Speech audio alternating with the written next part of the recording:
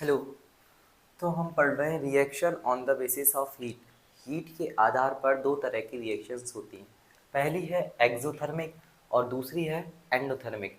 Heat के basis पर दो तरह की रिएक्शंस होती हैं। First one is exothermic and second one is endothermic. तो हमें पहले एक्सोथर्मिक पढ़ना है और फिर एंडोथर्मिक पढ़ना है। तो हीट के आधार पर दो तरह की रिएक्शंस होती हैं।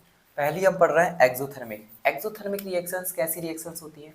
एक्सोथर्मिक रिएक्शंस के अंदर exothermic reaction in which heat is released. जब प्रोडक्ट बनता है ना, तो प्रोडक्ट के बनने के साथ जब हीट एनर्जी रिलीज होती है, heat is release along the formation of product. जैसे मान लो ये रिएक्टेंट है, रिएक्टेंट क्या बनाएगा? प्रोडक्ट। तो प्रोडक्ट के बनने के साथ साथ इसमें हीट एनर्जी रिलीज होती है। तो ऐसी रिएक्शन, जिन रिएक्शंस के अंदर हीट एनर्जी रिलीज होती हो, हीट रिलीज होती हो, उन रिएक्शंस को कहते हैं एक्सोथर्मिक। एक्सो का मतलब ही होता है एग्जिट, एग्जिट का मतलब निकलना, बाहर जाना। तो ऐसी रिएक्शंस, जिन रिएक्शंस के अंदर हीट एनर्जी, क्या हीट एनर्जी, हीट रिलीज होती हो along the formation of product, product बनने के साथ साथ हीट रिलीज होती हो, उन रिएक्शंस को कहते हैं एक्सोथर्मिक रिएक्शन। एग्जाम्पल क्या है? Burning of natural gas.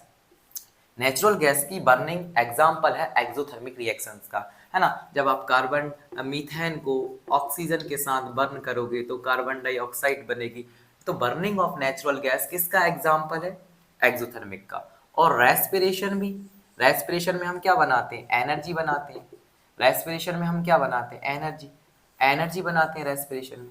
तो एनर्जी रिलीज होती है, तो एनर्जी रिलीज हो उन्हीं प्रोसेस को तो हम एक्सोथर्मिक कहते हैं।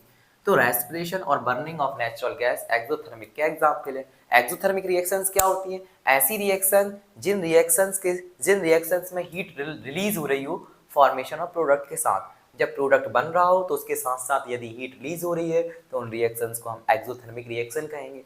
इसका एक अच्छा एग्जाम्पल और ये भी है, जब हम चूने को, कलई को पानी में डालते हैं, तो जब पानी में डालने के बाद रिएक्शन होती है तो वहाँ का एटमोसफियर, वहाँ का जो भी कंटेनर है उसमें उसका टेम्परेचर बढ़ जाता है।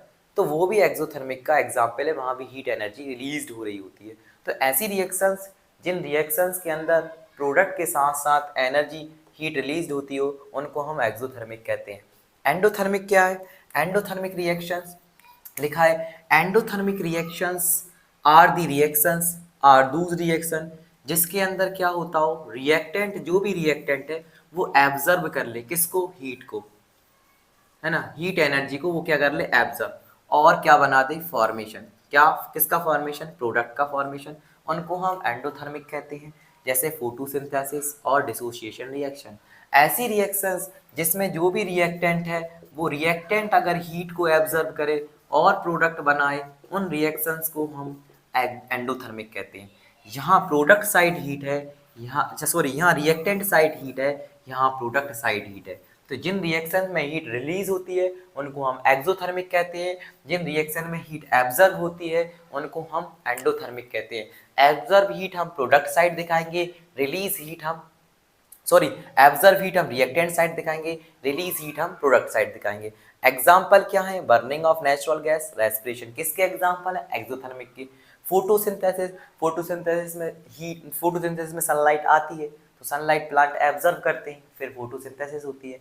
तो एब्जर्व हो रही हो हीट, उनको बोलते हैं एंडोथर्मिक। तो ऐसी रिएक्शन जिनमें हीट एनर्जी एब्जर्व होती हो उनको एंडोथर्मिक बोलते हैं। ऐसी रिएक्शन जिनमें हीट एनर्जी रिलीज होती हो उनको एक्सोथर्मिक बोलते हैं। तो ये हीट के आधार पर, reaction on the basis of heat, heat के आधार पर दो तरह की रिएक्शन है, एक्सोथर्मिक और एंडोथर्मिक। एक्सोथर्मिक और एंडोथर्मिक। एक्सो का मतलब एग्जिट, एग्जिट मतलब हीट एनर्जी रिलीज होना। तो हीट जहाँ रिलीज होती है हम उसको एक्सो बोलते हैं, और जहाँ हीट एनर्जी एब्जर्व होती है उसको हम एंडो बोलते हैं, इन। तो एक्सोथर्मिक एंड एंडोथर्मिक रिएक्शंस ऐसी रिएक्शंस होती हैं जो हमने हीट के आधार पर बनाई हैं।